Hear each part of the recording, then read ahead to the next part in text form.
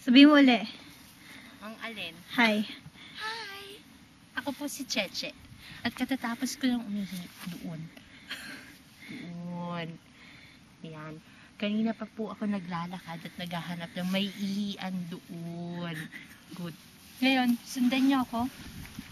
Dito na tayo sa lake. Ako ay mag-uugas.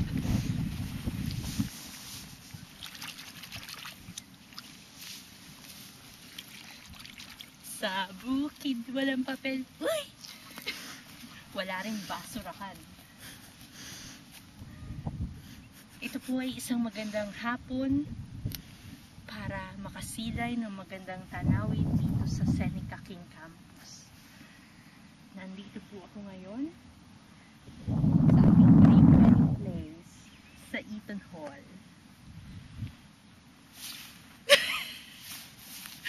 Ano pang gusto niyo sabihin ko? Yan lang ang makikita niyo dito, but it's very peaceful. Ang arte. Babatahin kita, Melissa. Wala akong ginagawa nung pinapanood lang kita. Ayun. Ayun ang aking dating alma mater, ang Seneca College. Sa kalagitnaan ng ravine at ng lake. So it's not impossible to fall in love in this place. It's so serene.